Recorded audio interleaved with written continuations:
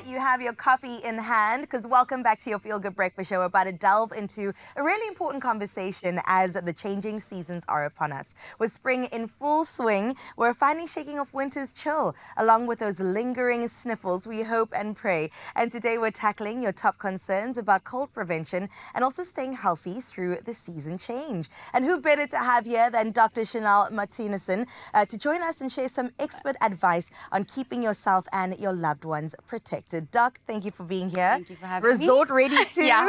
Come on, the scrubs are looking so incredibly good. But we've got to talk about these changing seasons. So I know as soon as the colder season hits, people have all these misconceptions around how to prevent, how not to prevent. They say cold hair, don't go out with the cold hair. Cover your chest, do this, do that. Now, are there any sort of misconceptions when it comes to this season changing? Yeah. So I think throughout cold and warmer weather, the cold air and the wet hair definitely don't make you sick. Okay. Thank you for confirming that. So I just want to apologize to the moms and the grandmas who actually say that to the kids. I know my mom's going to call me after this and say that it's not right.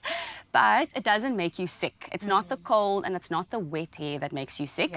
It is when your immune system is actually compromised. So when you are actually not at the best, when your immune system's not strong enough, and your hair is wet, it can't actually fight the bugs. So, I mean, with spring, there's a lot of pollen in the air, and if you are prone to sinusitis, your body won't be strong enough to actually fight the infection. So it's actually just about keeping your immune system strong. Oh, we want to do that all year, 365, 24/7. Okay, when it comes to congestion, since you've mentioned that, do we need to address it quite quickly as soon as we see the symptoms? How exactly does that work? Yeah, so nasal congestion happens when there's inflammation in the nasal passages, and it can lead to sinusitis or nasal polyps or middle ear infections if it's just left. Okay.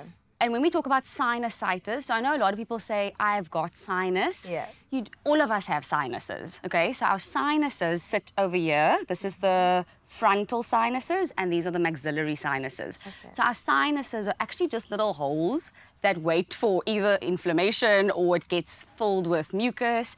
And that's actually what makes you feel that heaviness with the sinusitis, like everything's clogged up in your head and causes the headaches. So with sinusitis, you actually want to decongest the congestion with, decongestants so that it doesn't lead to secondary infections. Because if you think about it, if you just leave like stagnant water and it just sits there, it will, bugs will come and fester.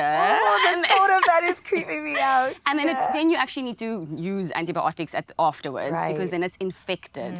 So you do want to decongest as soon as you feel the symptoms. Oh, I love being here because I'm just learning so much every single day. Because we do say that. You've got sinus, but we all have sinusitis. Yeah, inflammation of the sinuses. Okay, cool. I love that we're debunking myths here as well while we're at it. So when it comes to the day-to-day, what sort of simple habits can we implement in our lives to ensure that we really are in top shape? Yeah, I think COVID helped us a lot with this. Obviously, with mask wearing, people are a lot more comfortable with mask wearing now. Washing our hands, I think just to still consciously remember, even I forget sometimes, you actually just have to, even after blowing your nose, touching a tissue to wash your hands because you're just moving germs from one place to another place and spreading it. And then, like I said, keeping your immune system intact. So a good way to help with that is zinc and vitamin C, because when you don't get sick as quickly and you don't, you won't get sick as badly if your immune system is intact. So keeping your immune system in shape and strong, exercising, eating healthily. I know it's difficult for some people. Drinking lots of water to actually just flush out anything. And with warmer weather, it does motivate you to be a little bit more. Honestly, I carry my comfort bottle with me everywhere I go. Okay, so I quickly want to touch on that because when it comes to washing our hands, is sanitizer good enough? And when it comes to supplements in terms of vitamin C and zinc, can we take supplements or should we be eating it? You should be eating it within your diet, but if you're not getting it in your diet, you can take it. So especially with kids going to creche, they're exposed to so many germs.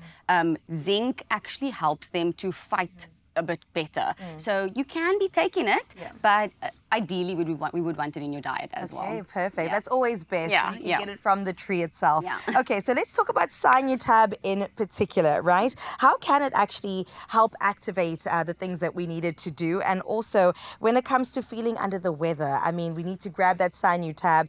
How exactly does this work in our favor? Okay, so SINUTAB is actually an analgesic, it's a decongestant and an antihistamine in one. So you have a bit of everything.